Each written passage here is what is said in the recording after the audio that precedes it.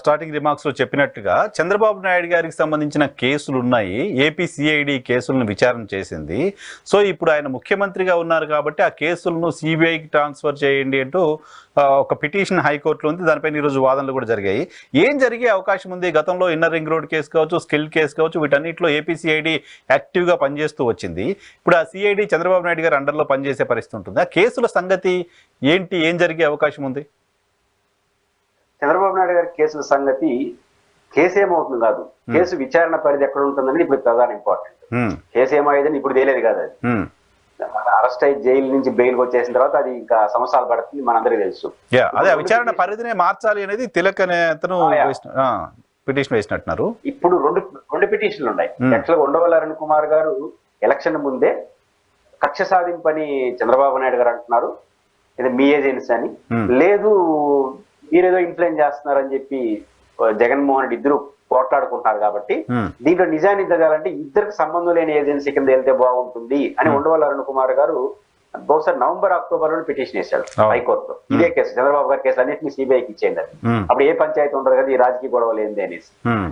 అప్పుడు కోర్టు నోటీసులు ఇచ్చింది అందరికి, ప్రతివాదులందరికీ నోటీస్. ఎలక్షన్స్ వచ్చింది, వాయిదా పడింది. అది ఈ రోజు వచ్చిందా? ఇప్పుడు తిలక్ గారు అనే జర్నలిస్టు లేటెస్ట్ గా వేశాడు. తిలక్ గారి హైకోర్టులో జరిగింది విచారణ. తిలక్ గారు ఆయన ఇచ్చిన నోటీస్ ఏంటంటే, కేసులన్నీ రాష్ట్ర పరిధిలోని ఏజెన్సీ, ఆ ఏజెన్సీకి అన్ని ముఖ్యమంత్రి లీడ్ చేస్తాడు. కానీ ఏజెన్సీకి లీడ్ చేయకపోవచ్చు, కానీ పరిపాలన అధిపతి కాబట్టి ఇప్పుడు వారి మీద నమోదైన కేసు వాళ్ళ అండర్ కంట్రోల్లో ఆఫీసర్లుగా ఉండే వాళ్ళ విచారణ ఫ్రీగా హ్యాండ్ జరగదు. కాబట్టి ఆయన మీద నమోదైన అన్ని ఎఫ్ఐఆర్, అది స్కిల్ డెవలప్మెంట్ కావచ్చు, మద్యం కుంభకోణం కావచ్చు, లేదా ఆర్ఆర్ రోడ్ రావడం సంబంధించి కదా, అమరావతి, ఏదైనా సరే ఒక పొంగునూరు కేసు తప్ప మిగతా అన్ని కేసులు కూడా ఆయన అండర్ లో జరగదు కాబట్టి అన్నింటినీ సిబిఐ హ్యాండ్ ఓవర్ చేయండి అని ఇచ్చారు. దానికి ఇప్పుడు ప్రతివాదులు నోటీస్ ఇచ్చారు.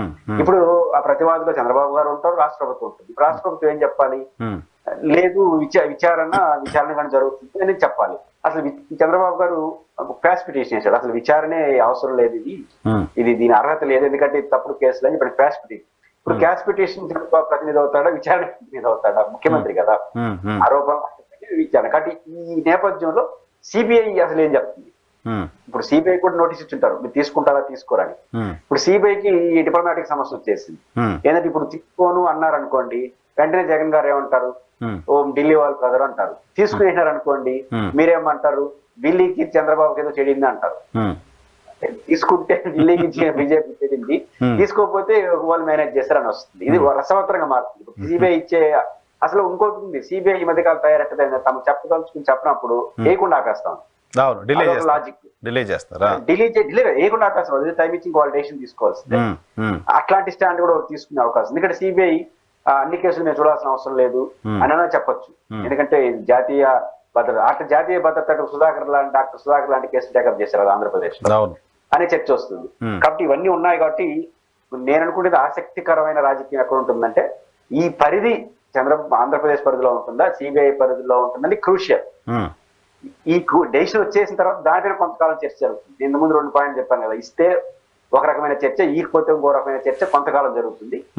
ఇచ్చేసిన తర్వాత రూట్ మారుతుంది, రాష్ట్ర పరిధిలో ఉంటుందా, ఇది చేరడానికే చాలా సమయం పడుతుందేమో అని అనుకుంటాను. ఎందుకంటే క్రూషియల్ కదా. ఒక్కడి మాకు వద్దని కోర్టు కూడా చెప్పింది అనుకోండి, రాష్ట్రమే పరిస్థితి ఏ పౌరులకని ఏమనిపిస్తుంది, మరి అధిపతే విచారణ చేస్తే ఎట్లా ఉంటుందనే చర్చ వచ్చే అవకాశం ఉంది. కాబట్టి ఇది డెసిషన్ రావడమే రాజకీయంగా ఒక సంచలనంగా మారే అవకాశం, వచ్చిన తర్వాత మళ్ళీ రూట్ మారే అవకాశం ఉంది. జనరల్ గా ఒక స్టేట్ గవర్నమెంట్ పరిధిలోని విచారణ సంస్థలు ఇన్వెస్టిగేట్ చేస్తున్న కేసులో ఆ స్టేట్ ముఖ్యమంత్రి నిందితుడిగా ఉన్న పరిస్థితుల్లో ఇలా మార్చిన సందర్భాలు ఏజెన్సీస్, ఇతర రాష్ట్రాలకు ఇతర ఏజెన్సీస్కు మార్చిన సందర్భాలు ఏమైనా గతంలో మీకు గుర్తున్నాయా? నాకు గుర్తులేదు, కానీ ఒక లాజిక్ ఏంటి, ఇప్పుడు రాష్ట్ర ముఖ్యమంత్రి సారథ్యంలో ఏజెన్సీలు ఉంటాయి. సిబిఐ ఎవరి పరిధిలో ఉంటుంది? Central government. ఖచ్చితంగా ప్రధానమంత్రి పరిధిలో ఉంటుంది. అది ఇండిపెండెంట్, ప్రధానమంత్రి పరిధి ఇండిపెండెంట్, అటానమస్. మరి ఇప్పుడు కేంద్రంలో ఎవరు పెద్దలపైన విచారణ ఎవరు జరపాలి? సిబిఐ జరపాలి. ఇప్పుడు ఉదాహరణకు మనకు ఈ నిట్ కేసు అవన్నీ వచ్చినప్పుడు మనం ఎందుకు రాజా టెలికాం స్కామ్ లో రాజా అరెస్ట్ అయ్యారు, కేంద్ర మంత్రిగా ఉన్నారు. కాంగ్రెస్ డిఎంకే కేంద్రం ఉన్నారు కదా. కానీ ఇప్పుడు ఆ సిబిఐ అంత స్వతంత్రంగా ఉన్నప్పుడు సిట్ అంత స్వతంత్రం నడపలేమా? వాళ్ళు ఆల్ ఇండియా సర్వీస్ ఇలా ఇట్లాంటి చర్చలు వస్తాయి. కానీ సిబిఐ ఉన్నంతలో విస్తృతంగా ఉంది కాబట్టి అది అటానమస్ అంటామా? ఇప్పుడు ఎందుకంటే సిబిఐ డైరెక్టర్ నియమించే దాంట్లో ప్రతిపక్ష నాయకుడు, సుప్రీంకోర్టు సీజే వాళ్ళంతా ఉంటారు కాబట్టి స్వతంత్రం అన్నామా? ఇక్కడ సిట్ అధికారిని నియమించారు కదా.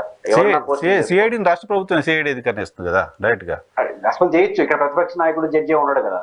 ఇక్కడ లోకాయుక్తకి మాత్రమే ప్రతిపక్ష నాయకుడు, గవర్నర్, సీఎం ఉంటారు. లోకాయుక్త పరిధిలో రాదు కదా.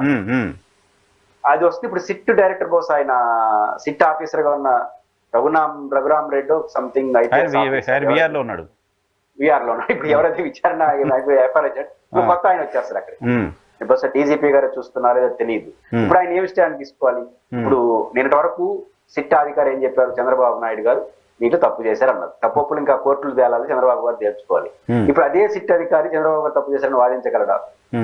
ఎవరున్నా అదే ఇట్లాంటి సమస్యలు ఉత్పన్నం అవుతాయి. ఎందుకంటే ఆయన డైరెక్ట్ గా ఆయన నియమించే అధికారి కాబట్టి, లోకాయుక్త లాంటి స్వతంత్ర ప్రతిపత్తి కూడా ఉండదు కాబట్టి ఇంతవరకు నేను ఇట్లాంటి చూడాలి. సీఎం కేంద్ర సంస్థలు ఉన్నాయి కానీ రాష్ట్ర ప్రభుత్వం టేకప్ చేసేసి పవర్ మారిన కారణంగా ఆ కేసును కూడా పైకి మార్చేసిన మన కోర్టులు పరిధి మార్చారు. నాకు తెలిసి జయలలిత గారి కేసు అనుకుంటున్నాను, చెన్నై పరిధి నుంచి బెంగళూరు మార్చడం. అవును, ఇప్పుడు కూడా మనం ఆంధ్రప్రదేశ్ లో కూడా చర్చ ఉంది కదా. ఆంధ్రప్రదేశ్ హెడ్ క్వార్టర్ నుంచి ఏరే రాష్ట్రానికి మార్చమని చంద్రబాబు గారి కేసు కూడా అప్పుడు వాళ్ళు కంప్లైంట్ చేశారు. ఇట్లాంటివి జరిగాయి. కొన్ని కేసుల స్థానాన్ని మార్చారు కానీ పరిధిని, అంటే హైదరాబాద్, బెంగళూరు కేంద్రం సిబిఐ పరిధిని మార్చారు కానీ ఒక కేసు నమోదయ్యి ఆ కేసులో పవర్ లోకి వచ్చిన కారణంగా ఏరే ఏజెన్సీకి ఇవ్వడం మాత్రం ఇదే ఫస్ట్ టైం అనుకుంటున్నాను. నాకున్న సమాచారం ప్రకారం ఇది ఒక సంచలనం అవుతుంది ఆ రకంగా చూస్తే. అంటే అదే కదా, ఆయన అజమాయిషీలో ఉన్న ఏజెన్సీకి వ్యతిరేకంగా ఆయన ఇప్పుడు ఫైట్ చేయాల్సిన పరిస్థితి కోర్టులో. ఆయన ఫైట్ చేయాలి. ఇప్పుడు సిట్ ఏం చెప్తుంది? అదొక పెద్ద చిత్రం కదా. సిట్టిగడ నోటీస్ ఇచ్చుంటారు. మీరేం చెప్తారంటే ఏం చెప్పాలి? సిట్ ఏం చెప్పాలి? సిట్ చెప్పాలంటే చంద్రబాబు గారు పర్సనల్ గా ఆయన ఆరోపణ ఎదుర్కొంటున్న వ్యక్తిగా ఆయన సమాధానం చెప్పుకుంటాడు. చీఫ్ మినిస్టర్ పక్కన పెట్టి ఏం చెప్పాలి? సిబిఐ ఏం చెప్పాలి? ప్రతివాది జగన్ ఇప్పుడు ఎవరైతే కేసు పెట్టారో వాళ్ళు ఏం చేయాలి? ఇంకా దానికి ముందుకు వచ్చినప్పుడు ప్రజా ప్రయోజనాలు ఇంకొక దూరతారు దాంట్లో. అప్పుడు వాళ్ళు ఏం చేయాలి? ఇవన్నీ ఖచ్చితంగా వాదనలోనే ఒక రచ్చ అవుతుంది. తర్వాత దీన్ని టేకప్ చేసినప్పుడు రచ్చ అవుతుంది. ఇది ఒక కంక్లూడింగ్ రావడమే. ఒకవేళ చంద్రబాబు గారి కేసులో సిబిఐ అవసరం లేదు అన్నారనుకోండి, ఉన్న ఏజెన్సీలే చేస్తాయి. అప్పుడు ఉన్న ఏజెన్సీగా వాళ్ళకు కూడా తలనొప్పి. ఇది నిజానికి చంద్రబాబు నాయుడు గారు కూడా దాన్ని వదిలించుకోవడం బెటర్. ఇప్పుడు రాష్ట్ర పరిధిలో ఓకే అని నేను సిబిఐ కోర్టు ఇప్పుడు ఈ సిట్ వేసి ఏం వేసినా సిట్ ఏమనుకుంటారు? జగన్మోహన్ రెడ్డి గారు చాలా ఈజీ కదా.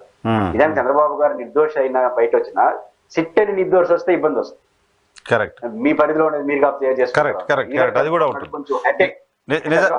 నిజానికి చంద్రబాబు నాయుడు గారు కూడా ఇప్పుడు సిబిఐకి ఇవ్వాలి అని చెప్పి కోరుకుంటారేమో, బహుశా కోరుకుంటారు. బానే ఉంటుంది. మళ్ళీ కేంద్రంలో పరిస్థితులు మారితే భవిష్యత్తు ఇది ఒక సమస్య కదా.